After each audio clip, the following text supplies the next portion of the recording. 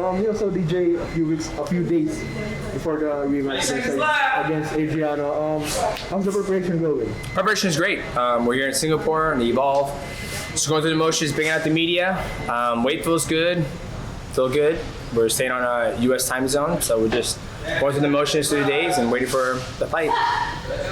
You mentioned in a previous interview with One Championship that you're focused more on BJJ right now. So yeah, when did you realize that? Well, when I said that, that's more the aspect of like getting ready for fights gets redundant and it gets monotonous, especially when you're fighting the same person again, right? There's only so much content that you can watch in that person and study. So for me, I found an amazing grappling gym by my house, Professor Yan Grapple Club. So with that, I kind of substituted my grappling. I started doing more grappling than going to the gym and lifting weights and doing cardio because I never got tired in my fights. So I instead of like, okay, let's go to the gym and push our heart rate to 185 beats a minute, Monday morning, Tuesday morning, and Friday morning, I'd be like, okay, why don't we just substitute that with, Brazilian Jiu-Jitsu? So it's more practical into what I do in mixed martial arts. So I just basically added more workload of mixed martial arts training to my training camps than I have in the past, if that makes sense. Yeah. Speaking of rematches, you've had a few before, but what's the difference between your previous rematches against Triple C with Adriano? It's just back to back. I had one fight against Rotang, which was a super fight, and we're right back in the fight against Adriano. So nothing too different, Obviously Adriano is Adriano. He's a big guy for the flyweight division, and just went out there and fight. Speaking of Adriano, in 2021 there was a bit of trash talk between you two. What was that? There was a bit of trash talk between you two. Just a bit. What did I say? What did you say? Oh yeah. Because I asked this before. He said he was gonna knock you out, and I asked you that. He was gonna knock you out. I don't see that trash talk. Yeah, so not where I'm from. But now it's a bit of more of a lighthearted atmosphere between you two. So what do you prefer? A bit of animosity or just doesn't bother chill? me. I saw him this morning. We said, "What's up?" I'm chill. Like I'm literally chill. This is, I'll share 25 minutes with this man. Again, if we go the full distance, and after that, I'm on to the next thing. I'm already thinking about what I'm doing when I'm getting home. I'm thinking about the next time we're going on my stream. I'm thinking about t-shirts design. Like I'm always, I'm showing up, I'm fighting, going out there, giving it my all. And then after that, move on to the next one. All right, speaking of streaming, you're an avid gamer. How important is it for you that you have an avenue outside of fighting? You can distress and stuff. Oh, I think it's a huge avenue. I have other things around my family, my children, and their passions. They're into Brazilian Jiu-Jitsu now. My oldest is into riding dirt bike. Middle one is kind of crazy like me with anime, and my daughter, she's a daughter. So I think it's important to have that because fighting is a short part of your life, and I think having other things to fall back on to keep you going through life is very important. You've mentioned anime. I gotta ask you this: what's your favorite anime? Right now, anime is kind of dry right now. We're waiting for Jujutsu Kaisen to come back out. I saw that movie. We're gonna go try to see Juggernaut Superheroes. We're out here, so. But right now, if I had to pick one, it'll probably be Berserk. It'll probably be Berserk, but the author just died, so hopefully they'll pick that up and continue it. How about Demon Slayer? Demon Slayer's legit, but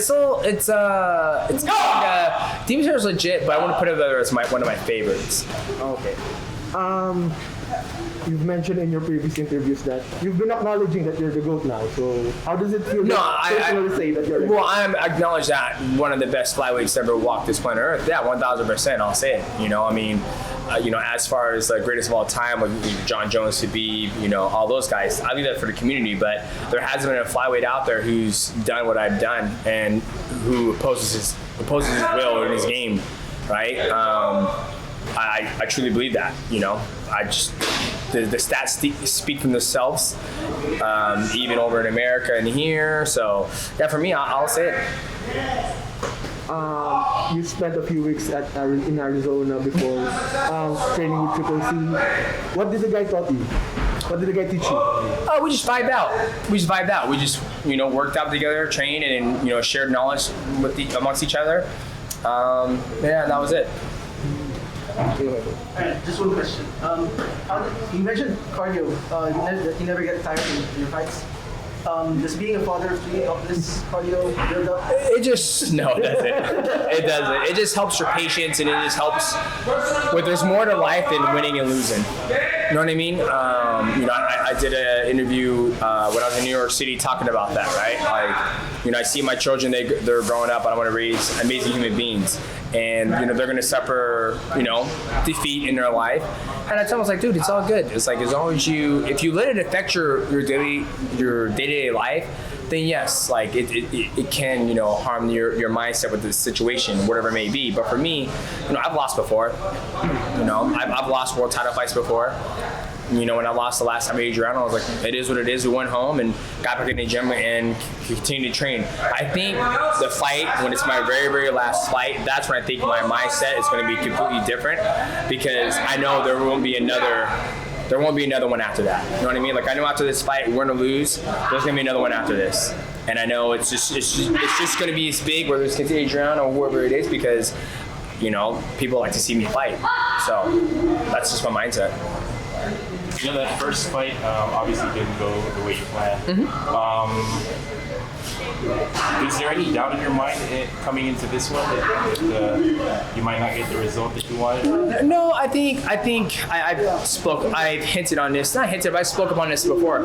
I think mentally, have a healthy mind, I think it's good to play out both scenarios in your mind, right? In all my title fights, I remember when I was getting ready to fight, what's his name?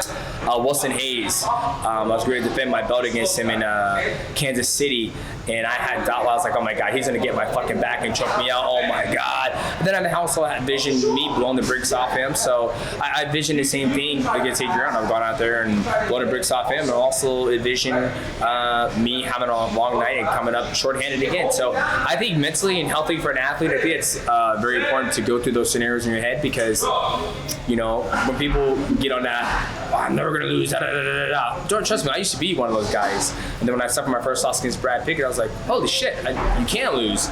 So for me, I'm fully prepared and very confident in my skill set, very confident in my training for this fight, and go out there and give it hell. Okay, so you shared the circle with him the first time. Didn't really know what to expect that first time. Do you know what he's about now? Are you better prepared for his kind of style? Yeah. What's the most difficult thing about fighting him? I would say the most difficult thing about fighting him is that obviously seeing him fight, you watch tape on somebody, then you fight him, and then you watch him fight live, and it's like, fuck, he does do that. And the biggest thing is that he's just a very patient athlete when he goes about his fights. And so I'm not a patient person. Like, if I'm going to go out there, I'm going to go out with my shield, and sometimes that's my weakness, is that I want to get in there and I want to fight immediately. So can I play the distance game? 1,000%. I can play that game. It's very easy to do it. You just stay away from your opponent and never engage. It's very boring. Yeah.